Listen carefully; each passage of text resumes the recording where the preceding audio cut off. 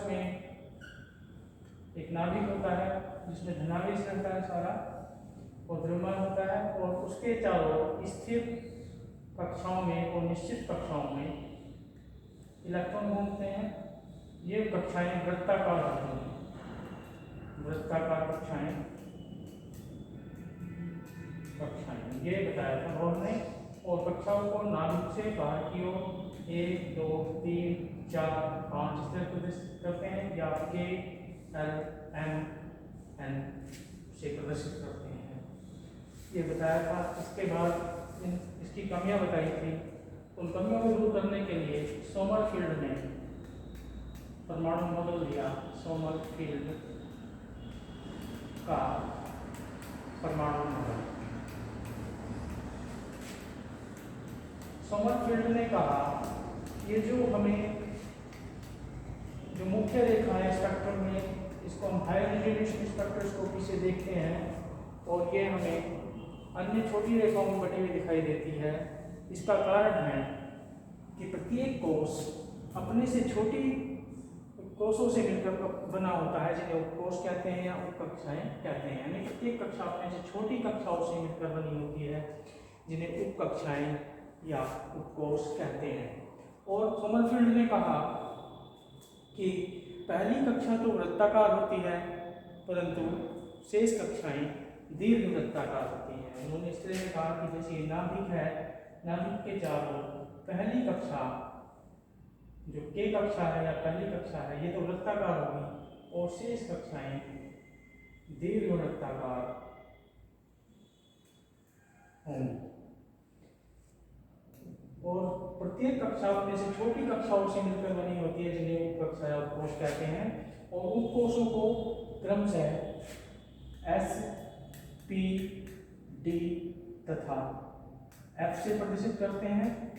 F से प्रदर्शित करते हैं। अब तक के दिए गए परमाणु मॉडल में केवल 4 प्रकार के उपकोष होते हैं, एस पी डी तथा एफ। एस को प्रदर्शित करते हैं 0 से, पी को प्रदर्शित करते हैं 1 से, डी को 2 से, और एफ को 3 से प्रदर्शित करते हैं। इसके बाद उन्होंने कहा पहले कोष में यानी पहली कक्षा में केवल एक उपकोष होता है, और इस उपकोष को हम कहते हैं एस उपकोष। और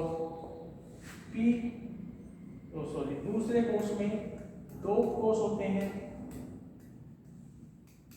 जिन्हें एस तथा पी उपकोष कहते हैं। एक एस उपकोष होता है, एक पी उपकोष होता है। तीसरी कक्षा में यानी तीसरे कोष में 3 उपकोष होते हैं, एस पी तथा डी, तथा चौथे जो कोष है उसमें 4 उपकोष होते हैं, एस पी डी तथा एफ। और अधिकतम 4 ही उपकोष मुझे के तत्वों में प्राप्त हुए हैं। तो ये सोमरफील्ड का परमाणु मॉडल हो गया। इसके बाद आता है परमाणु मॉडल का कक्षक सिद्धांत। परमाणु मॉडल का कक्षक सिद्धांत।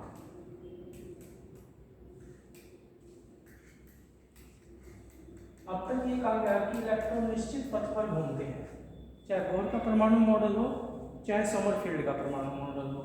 परंतु इस कक्षक सिद्धांत में कहा गया कि इलेक्ट्रॉन निश्चित पथों पर नहीं घूमते, बल्कि वो कहीं भी हो सकते हैं, नाभिक के बाहर किसी भी जगह हो सकते हैं, निश्चित क्षेत्र में हो वो पाए जाने की संभावना उनकी अधिकतम होगी। ऐसा कहा है, पाए जाने की संभावना, प्रोबेबिलिटी अधिकतम होगी, पर जरूरी नहीं कि वो उसी क्षेत्र में पाए जाए, वो कहीं से कहीं तक भी पाए जा सकते हैं। तो कक्षक सिद्धांत ये है कि परमाणु नाभिक के बाहर का वह त्रिविम क्षेत्र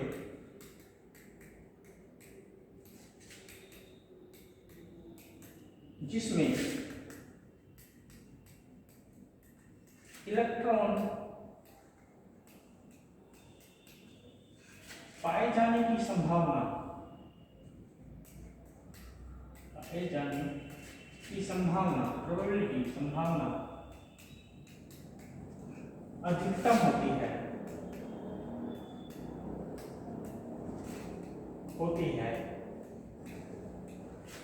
उसे कक्षक कहते हैं।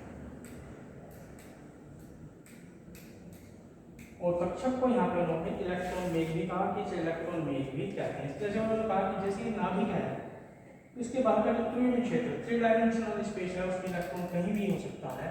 और डॉटेड लाइन से उन्होंने कहा कि बहुत तेज गति होती है इलेक्ट्रॉन, तो पता नहीं चलता उसका किस जगह कहाँ पर है वो, तो कहीं भी हो सकता है। उससे इलेक्ट्रॉन का बादल सा बन जाता है। जैसे पंखा चलता है घर में, जब चलते समय पता नहीं होता पंखे कहाँ होती है, और एक गोल घेरा सा दिखाई देता है। इस तरह से जब इलेक्ट्रॉन घूमेगा नाभिक के बाहर और नाभिक के पास भी हो सकता है, गोल भी हो सकता है, और किसी भी आकृति में हो सकता है। तो इस स्पेस को हम कहते हैं कक्षक, इस क्षेत्र को, थ्री डायमेंशनल स्पेस को कक्षक कहते हैं, जिसमें इलेक्ट्रॉन है कहीं पर पता नहीं है, और इसको हम इलेक्ट्रॉन मेघ भी कहते हैं।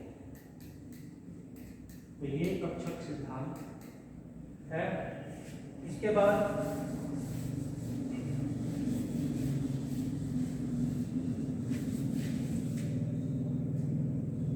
एक हाइजेनबर्ग का अनिश्चितता का सिद्धांत।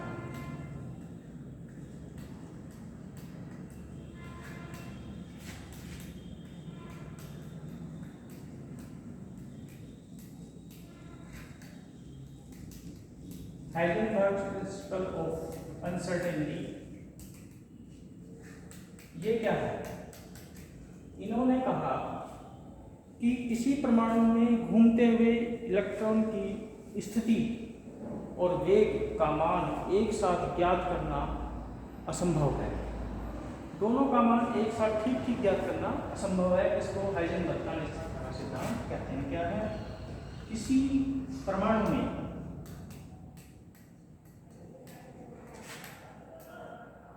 घूमते हुए इलेक्ट्रॉन की स्थिति व वेग, वेग की जगह यहाँ पे संवेग भी कह सकते हैं, वेग का ठीक ठीक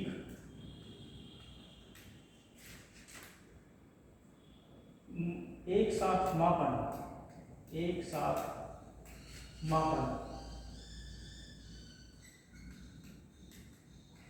असंभव है।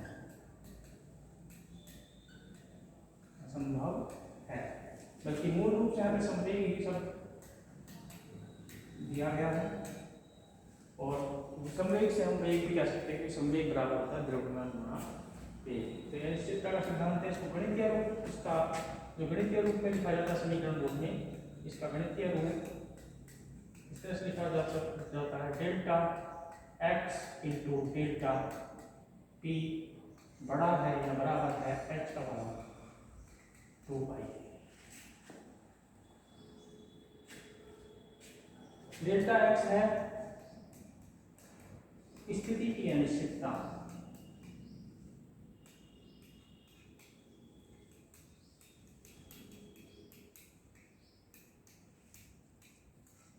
और डेल्टा पी है संवेग की अनिश्चितता।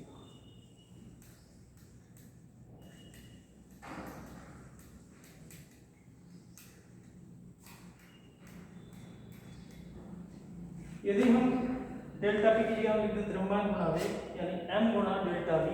m तो द्रव्यमान तो निश्चित रहेगा इलेक्ट्रॉन का, तो यहाँ पे m को हम नीचे भी ले जा सकते हैं, h/2 पाई, यानी फिर वो हो जाएगा। ये बड़ा है बराबर का कितना है, इससे ज़्यादा एक निश्चित मान है, यह प्लैंक के नाम है, और पाई का मान 22/7 होता है।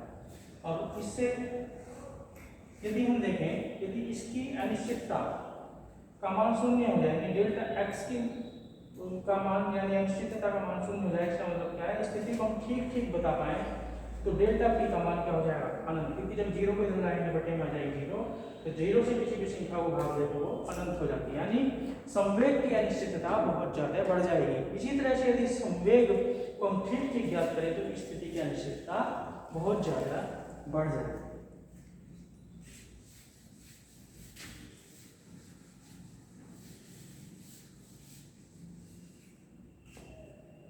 इसके बाद है डी ब्रोगली समीकरण। इलेक्ट्रॉन की द्वितीय प्रकृति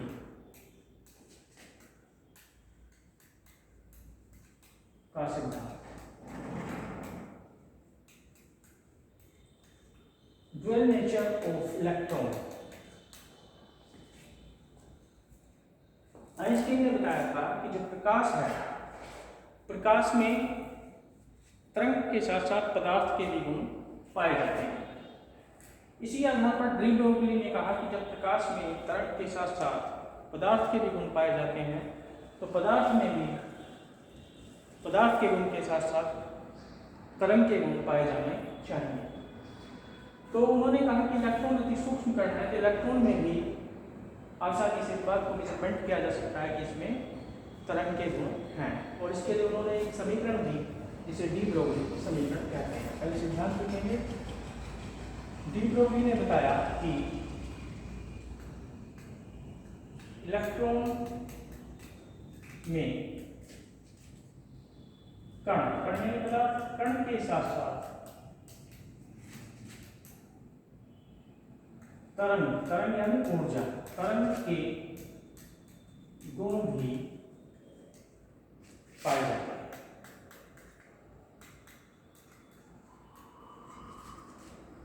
इसे ही इलेक्ट्रॉन की द्वितीय प्रकृति का सिद्धांत कहते हैं। और इसके तरंग दैर्ध्य ज्ञात करने के इलेक्ट्रॉन की डी ब्रोगली ने एक समीकरण दी, लैम्डा बराबर h/mu।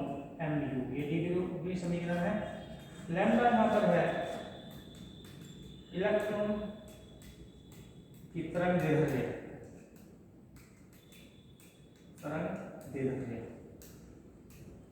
Wavelength of electron. h है ज्ञात m है इलेक्ट्रॉन का द्रव्यमान और u है इलेक्ट्रॉन का वेग।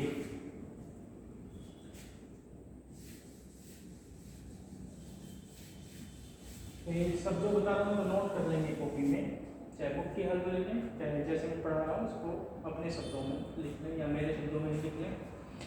इसके बाद ये कक्षक सिद्धांत दिया गया था जो मैंने बताया, और फिर इन सब आधार पर आधुनिक परमाणु मॉडल दिया गया।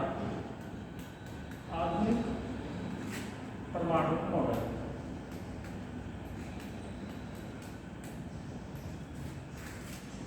ये श्रोडिंगर नामक वैज्ञानिक ने दिया। इन्होंने बताया, इन्होंने सबको इकट्ठा करके चीजें और बता दिया जैसे कि परमाणु में जो कोष हैं, कोषों से बनते हैं, कोषों से बनते हैं तथा उपकोष कक्षकों से मिलकर बने होते हैं।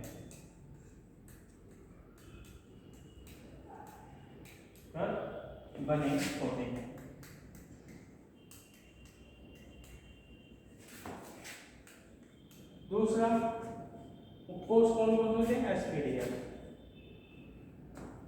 तो पहले कोष में इन्होंने कहा, पहले कोष में एक कोष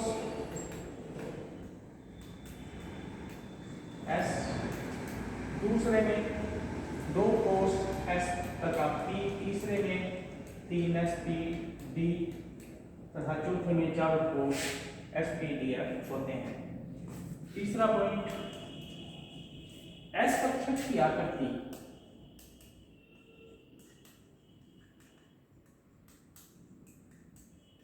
गोलाकार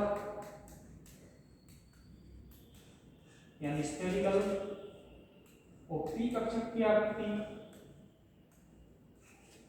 डमरू के आकार का, डमरू के आकार का यानी डंबल से, डंबल जिससे हम वर्जिश करते हैं। डी कक्षक की आकृति दोहरा डमरू, डबल डंबल, और जो एफ कक्षक की आकृति है तो ठीक ठीक ज्ञात नहीं किया जा सकता, वो कॉम्प्लिकेटेड स्ट्रक्चर है। तो एफ कक्षक की संरचना जटिल मानी जाती है। एफ कक्षक की आकृति जटिल होती है।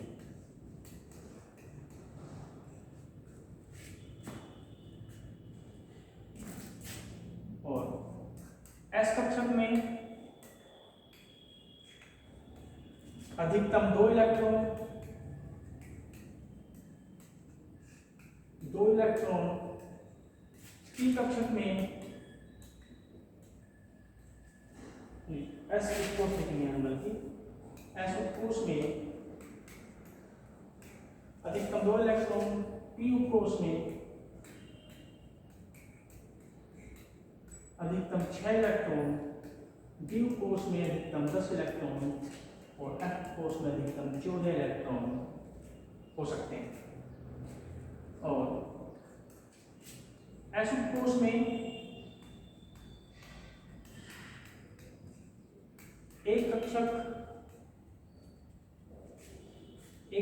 कौन सा कक्षक, ये एस कक्षक, उसको एस कक्षक ही बोलेंगे। पी उपकोष में 3 कक्षक, डी उपकोष में 5 कक्षक और एफ उपकोष में 7 कक्षक होते हैं। और किसी भी एक कक्षक में अधिकतम 2 इलेक्ट्रॉन हो सकते हैं। किसी भी एक कक्षक में अधिकतम 2 इलेक्ट्रॉन हो सकते हैं। तो इस आधार पर क्या होगा, एस उपकोष में एक कक्षक है तो अधिकतम इसमें 2 इलेक्ट्रॉन हो जाएंगे। पी उपकोष में 3 कक्षक है और तो इसमें कितने जाएंगे, 6 इलेक्ट्रॉन। और डी उपकोष में 5 कक्षक हैं तो 10 इलेक्ट्रॉन हो जाएंगे अधिकतम। और एफ उपकोष में 7 कक्षक हैं तो एफ उपकोष में अधिकतम 14 इलेक्ट्रॉन हो जाएंगे। और ये जो परमाणु में व्यवस्थित रहते हैं इनका नाभिक से दूरी का क्रम नंबर 7। उपकोषों की नाभिक से दूरी का क्रम एस पी डी एफ होता है। यानी एस उपकोष नाभिक के सबसे पास में होता है, उससे दूर पी उपकोष होता है, उससे दूर डी उपकोष होता है, उससे दूर एफ उपकोष होता है। तो इस तरह से परमाणु मॉडल, जो आधुनिक परमाणु मॉडल है, ये दिया गया। आज इतना ही बताऊंगा, इससे आगे अगली वीडियो